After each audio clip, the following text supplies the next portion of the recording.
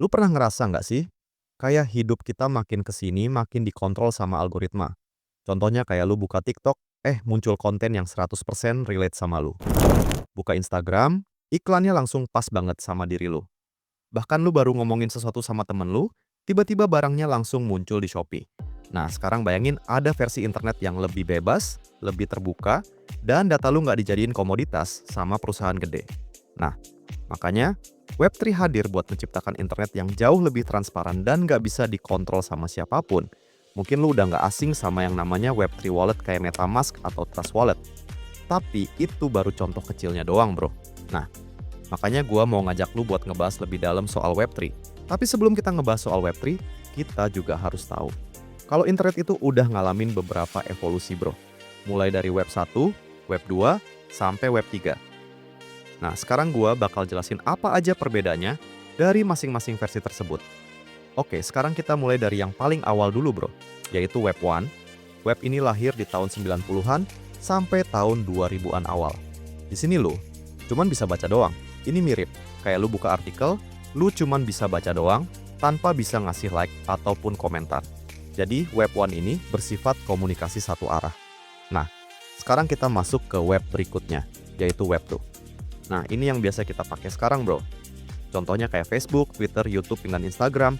Di sini lu nggak cuma baca doang, tapi lu juga bisa upload konten, like postingan orang, dan lain sebagainya. Walau Web 2 ini jauh lebih nyaman daripada Web 1, tapi Web 2 juga punya kekurangan, bro, yang mana semua data lu, mulai dari like, comment, and share itu dikumpulin dan dipakai sama perusahaan gede buat cari cuan. Makanya kalau lu buka sosmed iklannya, suka sesuai sama apa yang lu cari. Jadi walaupun ini gratis, tapi sebenarnya ada harga yang harus dibayar, yaitu data pribadi lu. Nah, karena sekarang lu udah tahu apa itu Web 1 dan Web 2, jadi kita bakal langsung aja bahas apa itu Web 3. Jadi gini, bro, Web 3 itu bukan cuma update teknologi doang, tapi dia ngebawa filosofi baru, di mana internet itu milik semua orang dan bukan cuma segelintir perusahaan raksasa. Jadi Web 3 itu sistemnya pakai blockchain. Dan buat lu yang nggak tahu, blockchain itu kayak buku catatan digital yang disimpan rame-rame oleh banyak komputer di seluruh dunia. Jadi isi di dalamnya nggak bisa diubah dan dimanipulasi. Nah, sekarang gue bakal kasih contoh simpelnya. Misalnya, lu mau bikin akun di aplikasi Web3, lu nggak perlu nomor HP ataupun akun Gmail. Tapi lu cukup masukin aja wallet address lu. Dan itu semua langsung beres. Dan enaknya karena wallet address itu cuman lu doang yang punya akses. Jadi nggak ada pihak ketiga yang nyimpen data login lu. Dan spesialnya lagi, kebanyakan aplikasi Web3 itu open source. Jadi siapa aja bisa lihat semuanya secara transparan, mulai dari strukturnya, siapa yang mengerjain proyeknya, dan masih banyak lagi. Tapi kenapa sih Web3 itu identik banget sama yang namanya kripto? Jawabannya simple, bro. Karena Web3 itu sama-sama pakai teknologi blockchain kayak kripto. Jadi gini, bro, Web3 itu sistem yang dibangun di atas jaringan blockchain. Nah, blockchain itu nggak bisa jalan tanpa ada yang namanya token. Nah, token itu koin yang ada di kripto, misalnya kayak Bitcoin, Ethereum, dan lain sebagainya.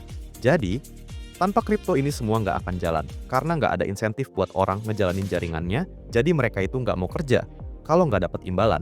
Jadi mekanisme kayak governance atau voting kayak DAO itu nggak bakalan jalan. Jadi, semua ekonomi di Web3 itu berputar karena adanya kripto. Makanya kalau lu udah mulai belajar Web3, mau nggak mau, lu harus ngerti kripto juga. Lu nggak perlu langsung jago trading atau jadi ahli kripto, tapi minimal lu paham konsep dasarnya, kayak apa itu token, wallet, dan blockchain.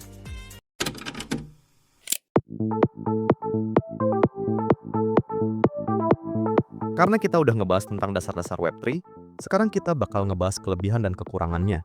Biar lu tahu Web3 ini lebih dalam dan nggak cuma FOMO doang. Yang pertama, jelas Web3 punya keunggulan di sistemnya yang terdesentralisasi. Bayangin, lu main medsos, tapi yang punya platformnya bukan satu perusahaan, tapi komunitas. Misalnya nih, di beberapa platform Web3, pengguna bisa voting buat nentuin arah pengembangan aplikasinya.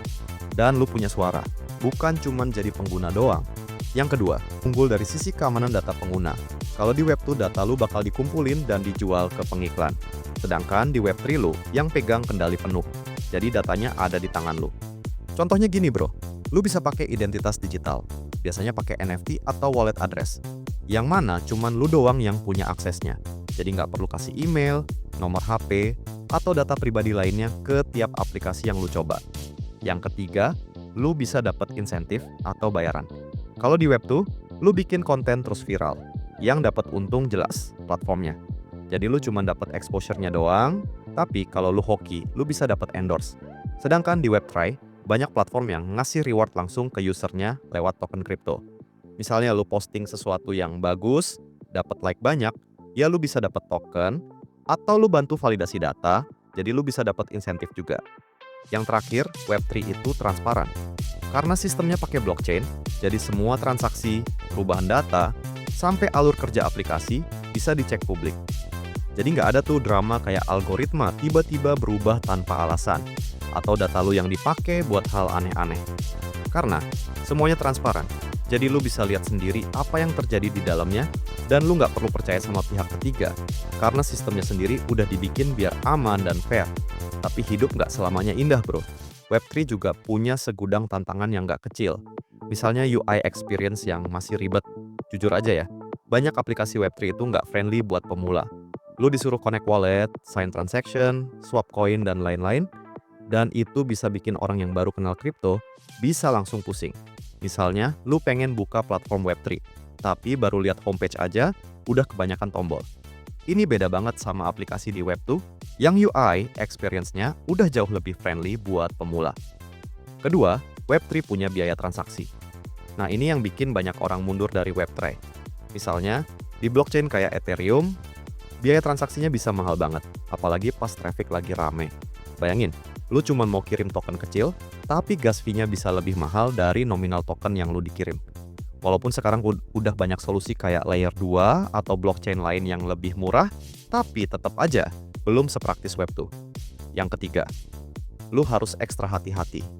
Walaupun Web3 itu transparan, tapi bukan berarti 100% aman. Banyak banget kejadian orang yang kehilangan kriptonya atau ketipu phishing gara-gara sembarangan connect wallet. Dan karena sistemnya desentralisasi, jadi nggak ada customer service yang bisa lu hubungi. Jadi kalau lu kehilangan akses ke wallet lu, itu sama aja kalau lu kehilangan semua aset lu.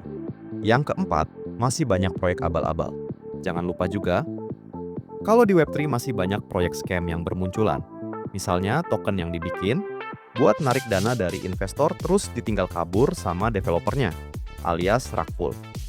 Banyak juga NFTI yang harganya digoreng tapi nggak punya value jelas. Pokoknya lu harus ekstra hati-hati, karena hype sering dimanfaatin buat nipu orang. Jadi kalau kita lihat dari dua sisi tadi, Web3 itu beneran punya potensi gede banget ke depannya. Jadi Web3 itu ibarat kayak rumah yang pondasinya udah dibangun, tapi belum ada atapnya. Jadi masih banyak hal yang harus diperbaiki. Makanya, penting banget buat kita sebagai pengguna, apalagi yang pemula, buat pelan-pelan ngerti dulu. Nggak usah langsung dong nyemplung, tapi kita mulai pelajari dulu konsep dasarnya. Nah sekarang, setelah lu ngerti evolusi internet dari Web 1 ke Web 3, lu pasti kepikiran, apakah Web 3 beneran bakal jadi masa depan? Jawabannya tergantung bro. Kalau lu ngerasa capek sama platform yang ngontrol semuanya, dan lu pengen sistem yang lebih fair, transparan, dan user-centric, mungkin Web 3 lebih cocok buat lu. Tapi kita juga harus jujur bro, Web 3 itu masih dalam tahap awal.